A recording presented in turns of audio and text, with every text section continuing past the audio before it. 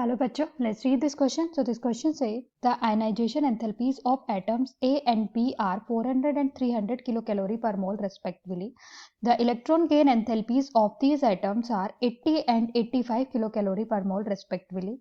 Prove that which of the atoms has higher electronegativity. So इस question में जो key concept है वो है Mulliken's scale of electronegativity. Mulliken's scale of electronegativity. So Mulliken's scale of electronegativity क्या है? उनके अकॉर्डिंग जो इलेक्ट्रोनेगेटिविटी है किसी भी एटम की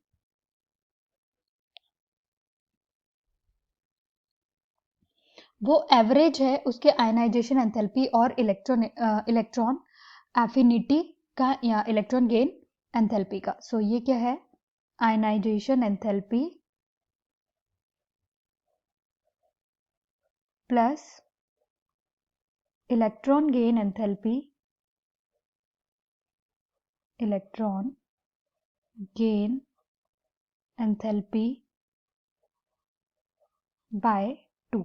लेकिन ये वैल्यू कब है? जब आपके पास आयनाइजेशन एंथैल्पी और इलेक्ट्रॉन गेन एंथैल्पी दोनों के दोनों इलेक्ट्रॉन वोल्ट में गिवन हो, तो ये फॉर्मूला हम अप्लाई कर सकते हैं. लेकिन अगर हम यहाँ पे क्वेश्चन में चेक करें हमें वैल्यूज किलो कैलोरी पर मोल में गिवन है, तो हम इसे फॉर्मूले को पहले किलो कैलोरी के अकॉर्डिंग ही चेंज कर लेते हैं. तो electronegativity will be equal to ionization enthalpy plus electron gain enthalpy, और हम इसे यहाँ पे चेंज करेंगे इलेक्ट्रॉन वोल्ट को इलेक्ट्रॉन गेन किलो कैलोरी पर मोल में. तो ये क्या हो जाएगा? 62.5 से हम इसको मल्टीप्लाई करेंगे electron gain enthalpy divided by 125. अब जो यूनिट है ये किलो कैलोरी में ही है, इलेक्ट्रोनेगेटिविटी की यूनिट नहीं है, क्योंकि इलेक्ट्रोनेगेटिविटी की कोई यूनिट नहीं होती.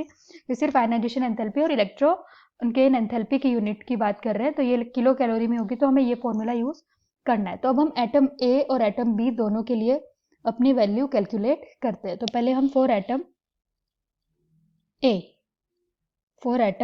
ए, सो एटम ए के लिए जो हमें इलेक्ट्रॉन गेन एंथैल्पी गिवन है वो कितना गिवन है चेक कर लेते हैं.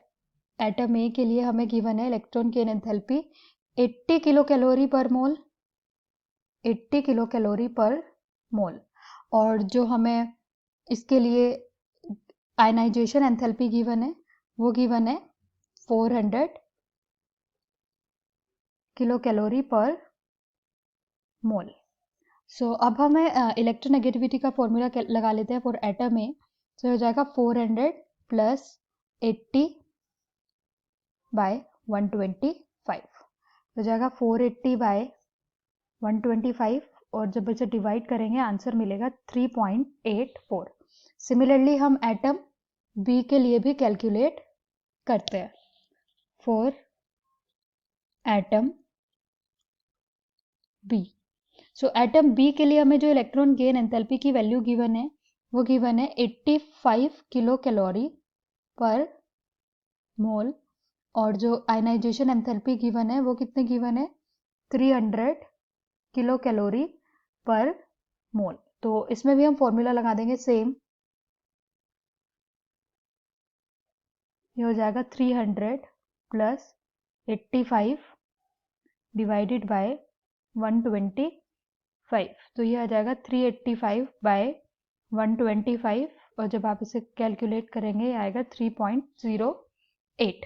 तो अगर हम दोनों को कंपेयर करें, सो जो ए वाला है उसकी इलेक्ट्रोनेगेटिविटी ज़्यादा आई है. तो हमसे पूछा है कि किस एटम की इलेक्ट्रोनेगेटिविटी ज़्यादा है, तो किसकी ज़्यादा है? एटम ए की. So our final answer is atom A. Hope you understood it well. Best of luck.